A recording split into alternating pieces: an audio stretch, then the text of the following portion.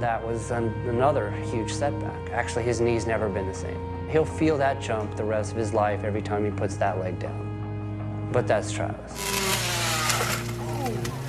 On the line, the card is up in the air. Ricky Carmichael set to defend that title. Anaheim has not been the best to him as it has been to other riders, and we'll see what he can pull up tonight. This is Heat 2. Ricky looking for a great start. Doesn't get it. Pastrana. But out in front, it is number 40, who is our leader. The roll of the first triple. Never seen that. So your leader, Sebastian Tortelli out of Temecula, California, as they come down. Number 4, Ricky Carmichael with a textbook block pass, slides into first place to the roar of the approval. Saw that coming. You give Ricky a... And there goes Travis right past him as well. So now you got Pastrana, who, I don't know. Not even sure if he knows how he feels right now. He's been through quite a bit, but he can ride injured better than anybody I've ever seen. Well, the capacity crowd here at Edison International Field are loving this. Two of the biggest stars of the sport. Ricky Carmichael out in front in heat number 2 of the 250 class. Right behind him, Travis Pastrana, a man who is about as creative as Van Gogh on a canvas. He'll do the same thing on the bike. Ricky with a slight bobble right there. Pastrana unable to take advantage of it. Travis is not going to let go of him. He's almost able to pull off the block pass. No contact made, and Ricky squirts right past him. We'll be back to the exciting finish of heat number 2 of the 250 cc's when we return to Anaheim, California.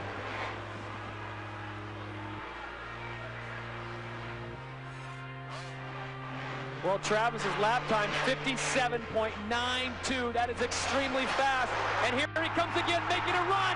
And this time he gets it done. Travis Pastrana pulls off what many have never been able to think about doing.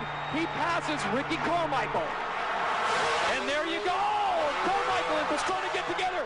Pastrana's down.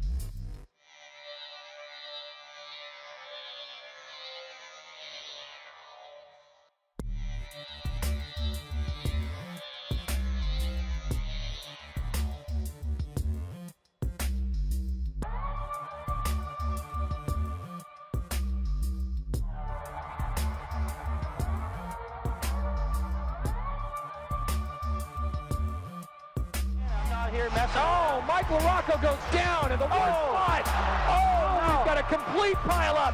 Travis Pastrana hits him. He is down, and he is not.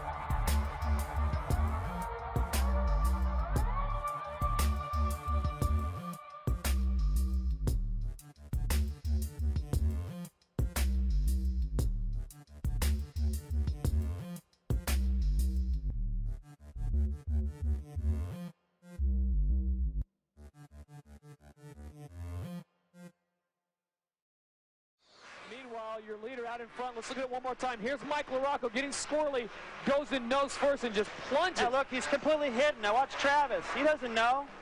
Right into him. Oh! And then Michael Byrne plows into him. And then Ivan Tedesco, number 52. Let's look at it one more time. And we talked about how deep these whoops are. LaRocco's down. Oh. And you know, there's nothing Travis could have done right there. No, that was just a weird deal. What a strange night. Well, a strange night over in Europe. Now Travis Pastrana went down again. Once you lose your focus out there, it's over. I mean, it's just over. And right now, I'm looking at the way Ricky and Billaman are riding. Well, look at his helmet.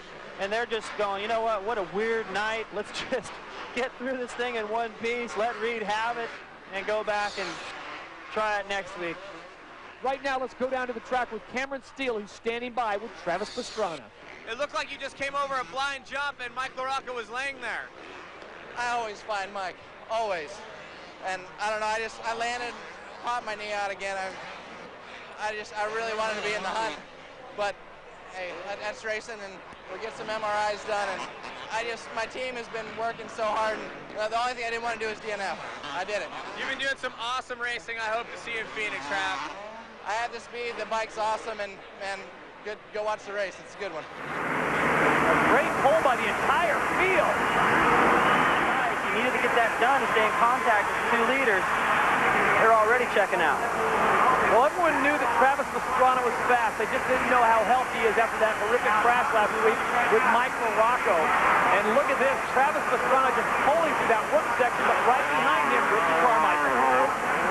Well, this time I wonder how Ricky will attempt to pass. Because last week it wasn't dirty, but Travis went down when they got together a little bit, and I think everyone's heard about how that turned out by now. He's got the same thing going on again. He's got to get around this kid. Travis is not easy to pass, but his rhythm through this section isn't the fastest one, I don't think. I think Ricky's figuring that out, so he'll make a note of that. If you're coaching Ricky Carmichael right now, knowing how intimidating he is, you tell him to sit on the back of the front end and force him into making a mistake, or does he do what he did last week and just push the issue, maybe getting the fans' ire out? You know what? The heck with the fans right now. I'm not saying that, but from Carmichael's standpoint, you know, just do what you have to do to win the race. Let the fans do what they do. It doesn't really matter. It's nice to have them cheer for you rather than boo, but probably needs to bump more than they bumped last week. That wasn't anything like what it used to be in the 80s. It was just, I think people were just bummed that the race that they were having was over with. Travis Pastrana, your leader out of Davidsonville, Maryland, on board the Suzuki, and look at Ricky Carmichael. Look at the speed. Wow, Travis going all the way wide. That's confidence right there to just be able to leave the door that far open. And he's going so fast to that first corner that he opens up a gap. Even though that rhythm down the next straightaway might not be the fastest one, it's the one he's comfortable with. And he builds a gap going in that Ricky can't close. And it looks like, from my perspective, that Ricky is just searching for a line. Searching for the line that's going to work, maybe later on in the main, whatever it's going to be. But Ricky is just searching and playing this course right now, and he is right there waiting for Travis to let the door open just a little bit. Ricky Carmichael, number 4, sitting in second place on board the Honda. Travis Pastrana, your leader, in this heat number 1 of the 250cc class. Unbelievable to think that Thursday, Travis went out. That was his first opportunity to ride after last weekend. And he goes to the outside again. And, hey, he knew Ricky was too close. He couldn't afford to leave that door open. But Thursday, when Travis rode, he was in so much pain, he was screaming. Look at this. This kid, last year here, popped his knee out of place in practice. They put it back in, rode in incredible pain, won his heat, got second in the main. It was Carmichael that he chased the whole way, and Ricky's just learning right now. I know he wants to win this race. There's still time, a couple laps to go. You're going to see something here. It's not over. Here it comes. Well, at the halfway point, Ricky Carmichael gets to the outside, cannot close the door. Back comes Travis Pastrana. What an amazing tournament event. Travis knew it, too. He could feel Ricky on his inside, laid up, and made sure he got a good run at the whoop section. Oh, look at that. And this time, Ricky's able to take that inside line. Travis left it open a little too long. Let's go back and look at it one more time. He checks him out. He's going, okay, go ahead. He makes a quick pivot. He's able to get a good run at the whoops where Ricky just didn't get set up right. I wouldn't be surprised to see Travis put another pass on him before this is over. Well, Travis Pastrana goes 6'2", 180 pounds. He is awesome through the whoops, where Ricky Carmichael, 5'6", tenacious as all get out, who is your current leader right now. This is a great matchup. Remember, 20 riders, 8 laps, the top 4 to the main, 5th through 20 to semi-1. Now we'll step aside, take a quick break. When we come back, the conclusion of heat number 1 from Phoenix, Arizona. Welcome back to Phoenix, Arizona, Bake One Ballpark. This is the THQ World Supercross GP AMA Supercross Series. Your current leader right now, Ricky Carmichael, leads heat number 1. Travis Pastrana currently sits in second place, and Ricky Carmichael goes down. Pastrana goes right over him, and Pastrana goes down. I was just about to say, Todd, that while we're putting so much focus on Ricky and Travis as they get going, there they are together again on mistaken, was hanging with that. He was able to scoop up the leftovers right there. Great confidence booster for him, staying close. Looking to keep the perfection alive. It'll be tough here because the talent level is certainly notched up, and Ricky coming off a less than stellar Supercross where he got the Supercross title, but we are off and running here at Glen Helen. Kevin Windham, looking like he's not missing a beat, sits right behind the Cobra, David Villeman. Moving into a really rutted section. Windham almost goes down right there, makes a mistake, so that's going to give Villeman the clean. Sean Hamlin sliding in behind David Villeman right now, takes a look over his left shoulder, sees what's behind him, and there's the pack, including number 199, Travis Pastrana. Good sign for Suzuki and Roger DeCoster. Well, I think what was happening with Hamlin is he's looking back on what's phenomenal. you have in there. Well, that's going to drop him outside of the top 10, it looks like, at the moment. He's able to get that bike straightened out a little bit right there, and there goes Pastrana past Villeman. So Villeman really struggling right here. I don't know if his back is hurting him or riding tight or what, but he doesn't look as aggressive as he has in practicing. And Travis is starting to pick up the pace a little bit. It seemed like both Travis and Villeman were riding a little tight, or something wasn't quite right, but Travis is starting to get it ironed out. Well, for Team Suzuki, this is maybe the best news ever. Travis Pastrana is up and riding fast. Meanwhile, boy, just a couple feet offline, it ruined his whole race. this is Travis Pastrana, currently sitting in 5th place on board the Suzuki, number 199, decked out in the all-white. And something's wrong with him, so I think I jinxed him.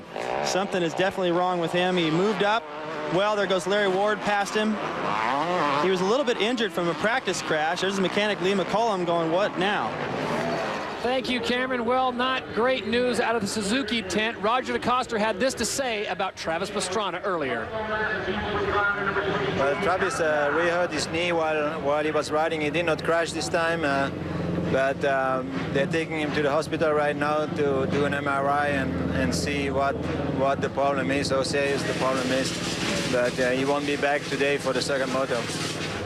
Well, David, I can't say enough about Travis Pastrana being snake bit as we take a look at the Suzuki starting grid for Moto number 2. What do you think is going on there?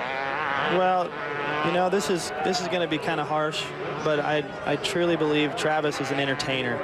You know, he's a performer, and I just don't know if he's ever going to get it through a whole season to really prove himself as a racer. He's able to do it on the 125, but not in a class like this.